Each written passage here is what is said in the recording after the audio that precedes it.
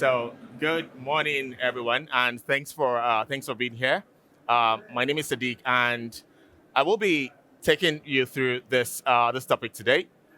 And I want to start this presentation by telling a little story. And I'll ask a question, and whoever gets the question right after the session will probably get a swag at the Google booth. So make sure you try and use your UK experiences to decipher what I'm talking about. A few months ago, I was taking a relative of mine to a location, and that location had like a long stay and a short stay. I had already booked staying there for long, so I decided to go for the long stay. But what happened was that while I was going, it was raining. While I was going, I had a detour, so I just had a like 30-second stop to see exactly where I was going. But then I didn't know that I was already at the short stay. And I later went to the long stay. I parked my car and did everything I wanted to do. 2 weeks later, I got a letter in the email saying that in the post box saying that I have a fine to pay. But I'll tell the rest of the story after this presentation. My name is Sadiq. I currently work as a data analytics specialist customer engineer at Google. I help our public sector customers to leverage Google Cloud to build their data analytic estate. And today I have the honor and privilege to be here with Gareth Williams, who will be introducing himself shortly in the middle of the conversation. In my work at Google, I have interacted with a lot of our public sector customers and also different kinds of customers. One thing I see is everyone is racing towards AI. Everyone has the ambition to do AI. But one thing has been clear to me, ambition is totally different from reality. You may want to build your data analytics infrastructure.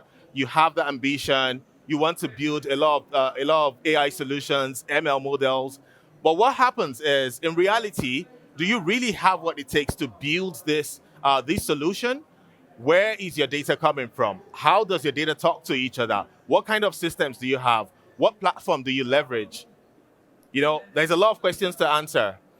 And when I have this introduction with our customers, one thing I ask them is, what is really stopping you from achieving your AI-driven transformation? Like I said, everyone wants to do AI, but everyone has one way or the other something that is inhibiting them to do this in a proper way. Because AI is not just, wishful thinking, you need to put certain things in place. And that is why, a lot of people have siloed, discontinued, ungoverned data environments. This is number one reason why a lot of people are not able to do AI today. The second one is actually people have the platform, people have the data, they have the resources, but in terms of human resources, where are you in your organization? Some organizations don't have the human resources to help them to do this.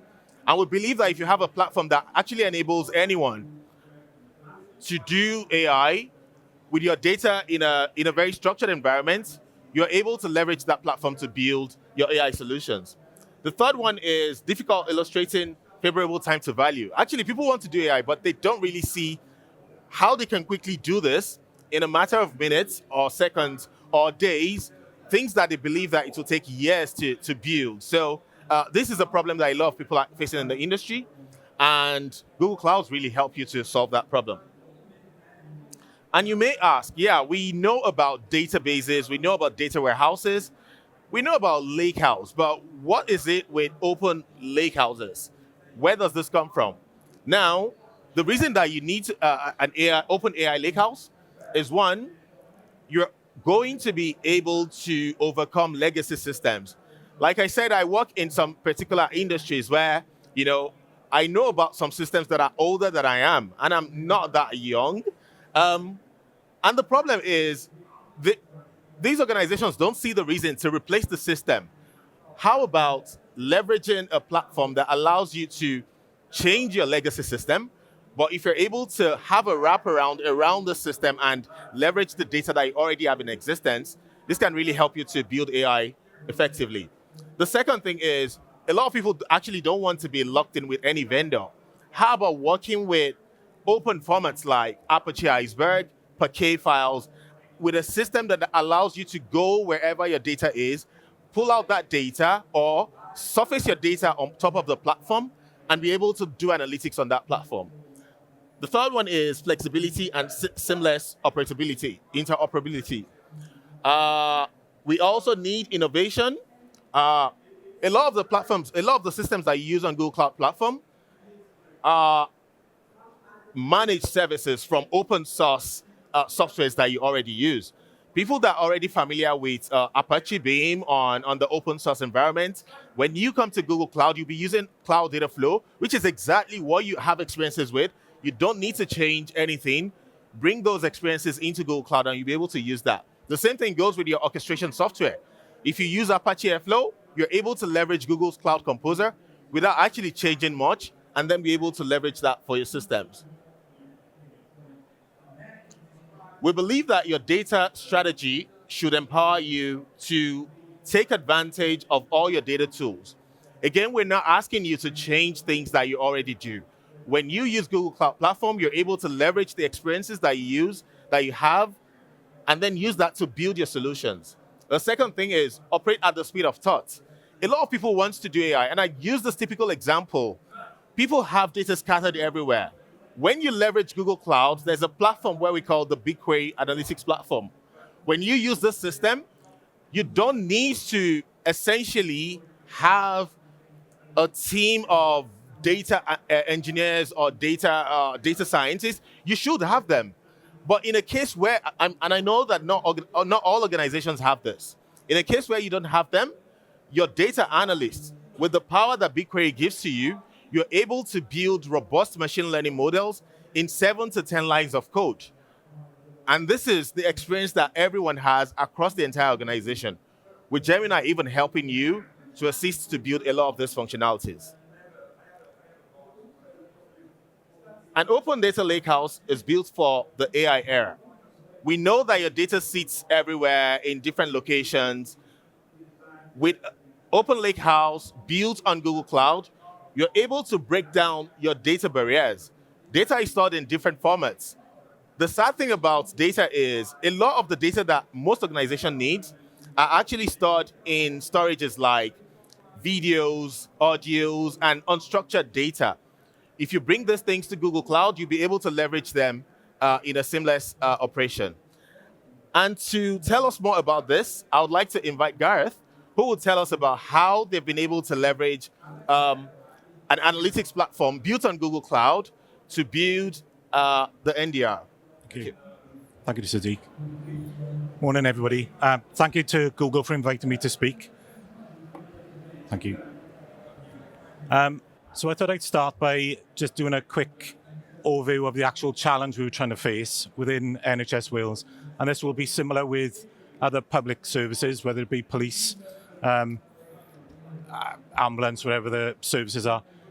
Here's an example. So just within Wales, you've got 3.1 million citizens. Doesn't sound that much, but the actual data is all in siloed systems at the moment. So as you can see here, we've got 380 practice systems, 7 hospital systems. So when you get booked into hospital, so you're referred to secondary care, you then get letters. That's what we call a patient administration system. And then we've got community systems. We still got a problem with the health around paper case notes.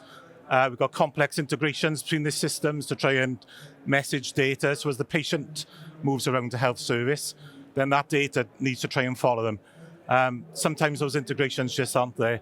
So behind those more patient-facing systems, then we've got these back-end systems, such as diagnostics, cardiology, and that's where the complexity comes in, really, is how do we message this information so that it's presented to the clinician so they can treat patients. So big data in healthcare, using the 5 V's coined by Gartner, I believe. Obviously, amount in health records, so although there's 3.1 million patients, behind them, there's a lot of data. Behind every patient, there's a lot of information. So we have the actual electronic health record itself. Speed, as I said, it needs to be in real time. So, for example, ICU monitors. But obviously, it needs to be trustworthy. So real time, it needs to be presented to clinicians to make those clinical decisions to best treat the patient. Then obviously usefulness. Key thing I want to highlight in this slide, though, is the variety and data types. So as part of your health record, you'll have structured data, such as lab tests. But you'll also have semi-structured data, so like, for example, messages flown around between laboratory systems back to primary care, but also key is unstructured data. So things like clinic letters, outpatient letters, discharge summaries. So as you transfer between secondary care back to your GP, for example, there'll be a transfer of care letter known as a discharge summary. Those documents all contain the most recent summary of your care, so what medications you've had, whether you have allergies, what procedures. So that's all key information. When that information's arriving back or going to the next care setting, it's either being manually input again, which brings in mistakes, into another system. So these are the sort of difficulties we have. Because of that siloed problem, then the usefulness is reduced. So we can't do forecasting and planning correctly to make sure that we've got the services in place because that data is just siloed. And that's a similar problem to other public sectors and I'm sure private as well. So what's happening within Wales? So we've got strategic drivers. We like a good strategy in Wales. These are key, and it's not just healthcare, it's also social services and trying to join up how data is used within the public sector. So based on those strategies, trying to solve those problems about siloed data, Welsh Government funded the National Data Resource Programme. And as it says there, NDR will make data easier to access and analyse in a safe and secure and ethical manner. So in terms of scope of who's involved, so a lot of these boxes you can see on the screen, if you've got binoculars. These boxes will all have their own sort of legal jurisdiction over data, so they create the data. So I know this is very small, but that's the purpose of this slide. These boxes, for example, are the health boards along the bottom. Then we have Welsh Ambulance, we have Public Health Wales. All these services need access to that data. And again, it's all siloed. So there's factories, sort of small factories, and churning that data to make it useful. So the NDR vision, as it was set out, as a program, we were started in 2019. And first thing we did, obviously, is put a strategy together. So again, there's no rocket science in this. It's making sure we got our hands on data to make the right decisions, privacy by design, data literacy. So those are very much a technical program. Key thing is the data literacy. So, how do we train analysts to make sure that people are upskilled as they adopt technologies? Here's another conceptual data diagram, but it shows from left to right a typical sort of flow of information. So this is before technology was chosen. We just mapped out so everybody knew what we were talking about, essentially, when we mentioned the NDR. So as it says, it's conceptual data architecture. So this is a fairly old slide now. From left to right, again, it's typical things from the sources to acquire, organize. But key to it all is the fact that we got data governance and data security baked into it. And then obviously consumption, whether that's users, external users. These are the sort of things we wanted to achieve within the NDR program. Just to highlight two of the services we do offer, and this is, it'll all come together in a second. So we established a service called the K-Data Repository using Google tools. And in this case, it was the Google Healthcare API. And that is for what we call direct patient care. So all that data we're talking about, we're trying to establish a kind of gateway and a secure area for that direct patient care purposes. So part of that I mentioned earlier around medicines. So this is the sort of place where medicines were recorded, your allergies. Again, all safe, secure, encrypted using Google tools. The other technologies you can see there, so people may be familiar with DICOM, for example. So that's where you store, transmit, and share images. And then obviously documents. So I mentioned documents earlier, such as referrals, outpatients, so that unstructured. So that's a service. So as users in Wales, they can log calls on the service desk, and that's the sort of service they can access. So if I'm building an application, I can write that information to say I'm creating an accident and emergency system. I will write that data into the K-Data Repository because that's for direct patient care, real time. The important thing there, though, again, using the tools when governance and guardrails in place, that data is then available for the data, what we call the National Data Analytics Platform. So as you can see there, and we're showing on the architecture slide, it's about ingestion, classic data engineering, being able to curate data sets, catalog data sets. We can do person identifiable versions of the health data, again, to help with the governance. So you can still do analytics on the same data, but it's what we call non-PII. This platform is more accessed typically by data and data analysts at the moment. But as time goes on and the tools we use, obviously, it'd be preferable to have actually clinicians and researchers using the tools within the platform to use AI, for example, and be able to query the data using AI tools, such as conversational analytics, as opposed to having to build complex SQLs and or sit alongside a data engineer, for example. So today, a clinician may sit alongside a data engineer because they need analytical data as evidence as part of their practice and their registration status. So this is real. So it's not conceptual. This is what's actually live at the moment. So it's just showing the Google tools that have been used to establish the two services, the Care Data Repository and the National Data Analytics Platform. So as Sadiq mentioned, BigQuery is the backbone for the National Data Analytics Platform in Wales. And as I mentioned, the healthcare API in terms of ingesting real-time data, whether that's a clinician or even a patient. We have got a patient NHS app in Wales. Functionality is building. So you could imagine patients could capture their own data that would flow through the healthcare API, and then analytics teams could then perform analysis on that information. So I've mentioned diagnostics, and then obviously there's back office, so traditional batch. So that, again, that could be on patient data, it could be on finance data, people workforce and development data. So we're using common tools, regardless of which sort of discipline you belong in, whether you're a data engineer or a clinician. Okay for time, or? Yeah. So I just want to quickly demonstrate that this is real again. So there's example use case in this situation, again, it's mentioned about planning. So a key part, although we talk about direct patient care, it's the planning and the analytics side, because it's all about making sure that the service is, geared up to meet the demands of the patient and citizens within Wales. So obviously planning, and this would be similar in other industries, capacity planning, demand forecasting, workforce planning.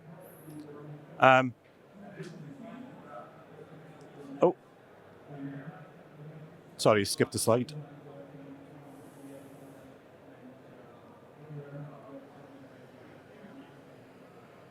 It was a good slide as well. Haha. So what I'm presenting here is actually some of the Looker tools. And again, this is in production. It's live today in NHS Wales. So one of our partners in an Iron Bevan Health Board, and thanks to them for allowing me to present this, they've worked with Google and colleagues within the NDR program. And this is just showing a simple sequence diagram where the user is at the front end is using Looker. Behind the scenes, so this is a bit more for engineers in the room, it's using remote BigQuery ML for modeling. It's using a Vertex AI endpoint because they actually wanted to use Profit, and Profit isn't out of the box. But this shows how the Profit model can be used for forecasting, actually within the Google platform, although it doesn't sort of come out of the box. But this is real time. So that's sequence diagram. So the user can click refresh in Looker and it'll update. So here's an actual example. So again, this is in production. This is data since before 2019. So people may see the obvious dip, which is COVID. So it's quite interesting that the forecast model here, this is a Looker dashboard. That forecast model will take into account dips in data. So obviously this is actual and it shows up and lower trending. Key thing I want to highlight here is the forecasting. So this is real time. And it allows real-time views. And again, this isn't for analysts. These dashboards can be presented to executive teams, for example. But this is the forecast. So based on that previous data, it includes the COVID data, but that allows that accuracy of planning. Again, here's another dashboard that's been presented on that unified platform. So this is about bed usage, and it allows planners to say, okay, if this ward is shut down, for example, because we need to refurbish a ward, what effect would that have on patient care? Would we have enough beds to be able to treat patients? There's another summary view. This is a key one. This is real again. So on your left-hand side, you see a picture. I was mentioned earlier about paper case notes. Some of those case notes are now being digitized. So at the front end, when you're capturing that clinical data, here's an application that's been written, but that data is saved into the Google Cloud Healthcare API. So that's a real view. That's an example of a growth chart in what we call the Welsh Clinical Portal.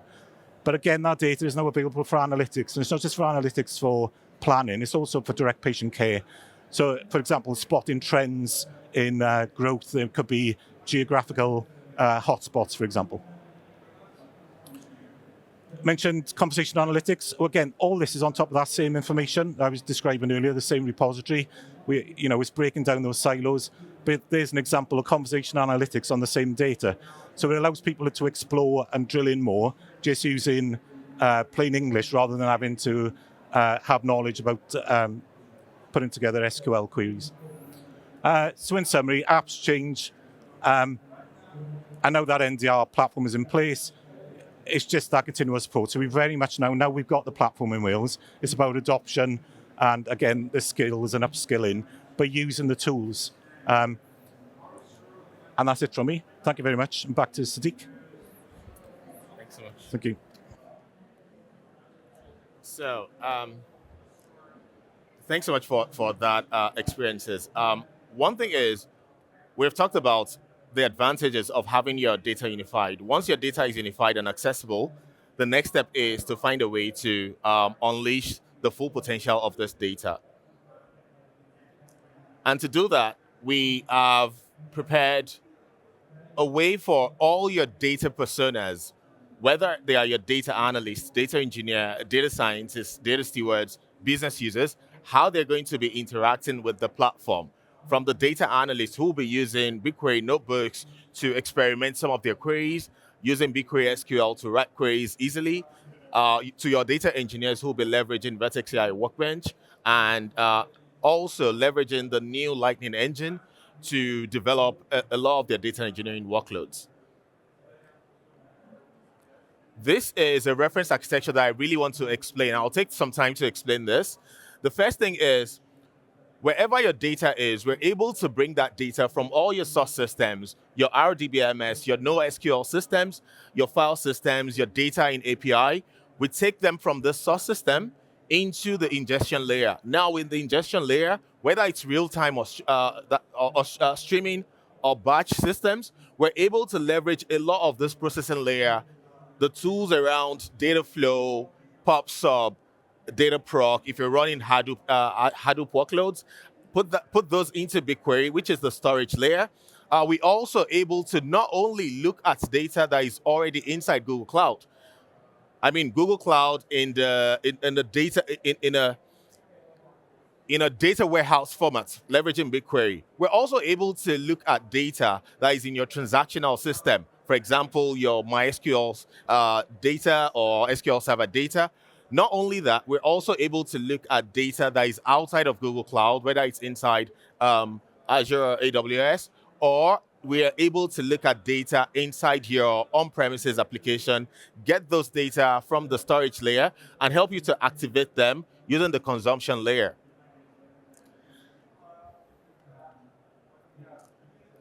And all this is powered by the Big Lake, which is a single control plane for all your Lakehouse data warehouses. With this, you're able to build a single unified foundation for all your data and able to activate all your users to leverage this data available. Again, what powers this behind the scenes is the Big Lake Metastore. So wherever all your data is, we're able to go to your metadata, capture them, and bring them into a unified governance layer inside of Google Cloud using the Big Lake Metastore. So wherever your data is, whether it's Iceberg, whether it's a CSV, whatever that data is, we're able to leverage different engines, Vertex AI engines, open source engines, to leverage that data and see them inside Google Cloud. What makes this possible is our Dataplex Universal Catalog. So whether you want to do search, you want to do data quality, data lineage, a lot of organizations now are looking into data management, seeing where the data comes from and where the data ends up to, up until the column level. Now, Dataplex allows you to do that seamlessly, just needing to activate the Dataplex API and you're up and running. Once all this is done, your data is unified and accessible. The next crucial step is for you to activate it to the full potential of your analytics. And how do you do that? Again, I mentioned different personas within your organization. A lot of them will be data analysts, business users, data engineers, data scientists. You have a lot of resources to do that. One is your BigQuery SQL interface, your AlloyDB. We had a session around AlloyDB yesterday. AlloyDB interface, your third-party open source engines, and you can also leverage Dataproc, leveraging the Lightning engine for all your Hadoop workloads that you want to move forward into Google Cloud. And why should you use that? From some of the resources that we have, we can see that 18 to 60% have a better price of customers have better price performance versus alternative cloud-based managed cluster solutions. So you're better off using Google Cloud because you have open source. You don't have to be locked in. With Google Cloud, you're able to leverage a lot of these engines that we mentioned, and you can integrate easily with Google Cloud services using the best-in-class services to activate your data workloads. I mentioned something around the Lightning engine earlier. You can look it up. Now, customers are beginning to see, based on our internal data, 4.3 times performance compared to other open source Apache Spark.